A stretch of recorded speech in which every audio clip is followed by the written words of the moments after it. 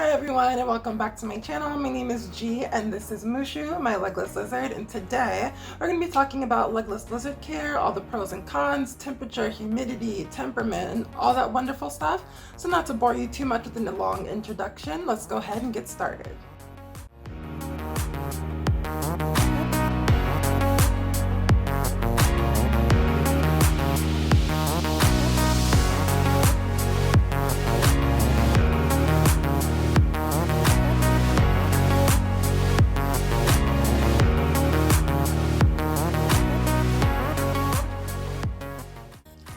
Alright, so again, this is Mushu. He is my legless lizard. They have a lot of common names, so they do go by legless lizard, glass lizard, Russian giant legless lizard for him, or just European legless lizard.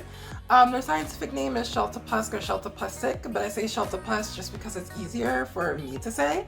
But they do have a lot of common names. They do get the name glass lizard though, because they do have the ability to drop their tails, which is something that we will get a little bit more into, but it has been known to look like glass shattering, which is kind of cool to think about, but not something you necessarily want your legless lizard to do. So legless lizards are a burrowing type of lizard, which means they do enjoy digging and making tunnels and things like that. So you do want to make sure that you do give them a ton of substrate to do that in. About 3 to 4 inches is pretty much an okay amount of substrate for them. So that way they can go ahead and dig and make homes. They will sleep under the ground and all sorts of things like that. And it's actually a pretty cool thing to observe as well. So Mushu here is in shed, which does bring me over to my next topic, which would be humidity. Humidity for legless lizards is pretty simple. It's pretty much the same as a leopard gecko, 30 to 40%. 40% is a pretty good humidity level for a legless lizard. So they don't require that much humidity, so you don't want to be using any any wet substrates or anything like that. So you want to be using things that are dry. I use coconut fiber, which is fine. Dry coconut fiber, not the wet bricks. You also can use aspen, that is great for them as well. Pretty much anything that's not sand. So for water, you do want to give them a respectable amount of water. A large water dish is great because they do enjoy sitting in their water dish. Mushu often poops in his water dish, so they sit in it a lot. They do enjoy a little bit of a soak. But definitely if you're using a water dish, live in a humid state, things like that, you probably want to go with like an aspen large water dish combination versus like a coconut fiber water dish combination. So moving right along to temperature. Temperature for legless lizards is again something that's super simple. If your home stays between about 72, 73 degrees and about 83, 84 degrees, then you do not need a heat source for your legless lizard because they are perfectly comfortable at room temperature. Now, if you do have a home that gets hotter than that or gets colder than that, of course you want to regulate accordingly. Especially for colder, you can give them a heat lamp, but make sure it's a very low wattage heat lamp because you definitely don't want to give them burns or anything like that. But temperature, typically you can just put them in an enclosure, and if you want to add some light you can do that, but they don't need necessarily a basking spot. So another great thing about legless lizards, again keeping with them, they're a very simple lizard, is feeding. You can pretty much feed them anything that you would feed a tegu outside of fruits and vegetables. So you can give them raw beef, raw chicken, raw turkey. You can give them snails. Canned snails is a favorite. If you do have issues with your legless lizard eating, canned snails is something that they're definitely going to always eat. Fish, shrimp, all that wonderful stuff. Just make sure it's either frozen or canned and not wild caught, because of course wild caught things do have parasites. Also on the note of food, they also can survive completely off of grain-free cat food. So any high quality grain-free cat food is perfectly fine. Those are like $1.99. You might have to figure out which flavor they do enjoy. So for Mushu, he only eats chicken and salmon. He won't eat any other flavor of cat food. But once you find the flavor that they do enjoy or the brand that they enjoy, it's very easy to feed your legless lizard. Mushu here eats about every other day or every 2 days. He'll get canned food or beef or just whatever I feel like putting in his bowl that day. Temperament is also a super common thing that I do get asked when it comes to legless lizards. As you can see, Mushu is a very chill legless lizard. He doesn't have too much of an attitude or anything like that. You can get legless lizards that do have a little bit of a temper, but they're very easy to work out. They don't require that much to get calm. Of course, you have the occasional one that does have a bit of an attitude, but you can definitely work with them, and it's super easy to do. So you might be wondering what makes Mushu different, and the fact that he is a lizard and not a snake. So things that don't have legs are not necessarily snakes. I know that is a common thing for people to assume, is that if it doesn't have legs, it must be a snake. So with Mushu, of course, he does have eyelids. I don't think you can see them right now, but Mushu does sleep with his eyes closed. So that is something to keep in mind. But he does have eyelids. It's not gonna focus, is it? Nope.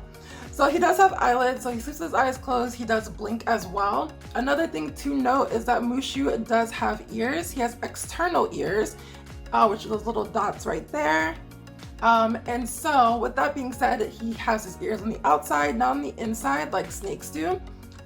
So that is one of the two biggest giveaways for what is a lizard and what is a snake. There are plenty of other ways to identify lizards and snakes, but those would be the two most common ways to go ahead and check to see if you're dealing with a lizard, a snake, a skink, or anything like that.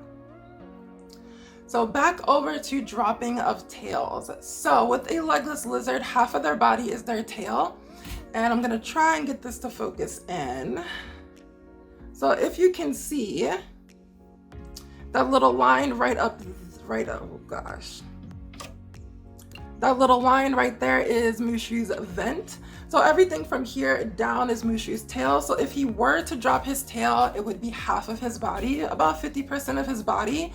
So legless lizards aren't super inclined to drop their tails. When you do first get a legless lizard, you don't want to hold them like I hold Mushu here, because we're super comfortable. He trusts me, and so I can get away with doing lots of this without him dropping his tail. But when you get a new legless lizard, you want to hold them mostly from the upper third of their body. Here's the vent here. So you want to be holding them here, not all the way down here and things like that. So with shedding, legless lizards do shed like snakes, in the sense that it's mostly in one piece, but also like lizards as well, because it will never be an entire one piece. It will always be multiple pieces, but you can get pretty close to an entire shed from Mushu, particularly from the tail. Usually from the vent down is usually one piece for me, and then the body is kind of broken up. So it's a unique shed experience. I've had people on Instagram say it looks like a condom. I definitely agree. It looks kind of weird and kind of freaky, but it's also at the same time pretty cool. So I do think legless lizards do make such a great pet lizard, just because of all the low requirements that we did just go over. They definitely don't require very little to go ahead and maintain. It's basically the same as having a leopard gecko, just a much hungrier leopard gecko. I think that they're a great starter snake. They don't get very big. So I would say that the average length for a legless lizard is between 3 and 4 feet for Mushu's kind. There are various species of legless lizards. So you have the Burton's legless lizards, and then I'll probably put up a list of like all the different types of legless lizards, because I definitely don't have them all memorized. But they're so rewarding, so unique. They all do have different requirements, but they are all super low and super manageable requirements. The feeding is super easy. Food is very readily accessible and affordable. So I definitely think that these are an amazing pet snake to have, but of course there are cons to getting a legless lizard. So one of the biggest and only cons that I can honestly think of having a legless lizard is the fact that they are often farm raised or wild caught. And so that is a big issue. The main reason for that is that legless lizards are almost impossible to sex. You will have people that have sexed them accordingly, but you can't rely on hemipenes because you can't really see them. And then you also can't rely on sexual dimorphism because of males and females are exactly identical. They do not have any outward traits that distinguish them from male or female. And so that can make them pretty hard for going into breeding purposes. It's super hard to breed if you don't know the sex. You can get them blood tested for their sex, and that's the most reliable way to be able to tell if a legless lizard is male or female. Not everyone, of course, wants to go ahead and do that, and these are pretty new to the pet trade, so I can definitely understand why it's super hard to get a captive bred legless lizard. So Mushu here is actually captive bred. He was bought from a convention in Tucson, Arizona. And so he was an accident baby, so they didn't really plan on having baby legless lizards. It just kind of happened. So he was a very special case. And just as a quick fun fact, I did have people ask me on Instagram about Mushu's lines on the side of his body here. So these lines on the side of Mushu's body, because Legless lizards are very solid and very armor plated, these lines on the side of their body help their body expand when they breathe and when they eat. Because legless lizards cannot constrict. So they don't have the ability to wrap, they don't have super hypermobility like a snake, so you don't want to fold your legless lizard, break it in half, or well, not break it in half, but you don't want to fold them or do things to them that you can do with a snake. So these are just here to help them expand their body so they do not injure themselves, and you definitely want to be super careful when handling your legless lizard. And again, making sure not to fold them in half and doing other things that can cause them harm. Alright guys, so that is it for today's video. Hopefully you did enjoy it. I'm sure Mushu is a little bit annoyed because he's in shed, so I'm going to go ahead and put him back. If you did enjoy the video, of course, like, comment, subscribe, and share. You can also follow me on Instagram at reptiletrainerg as well. And then of course, we will see you in the next one.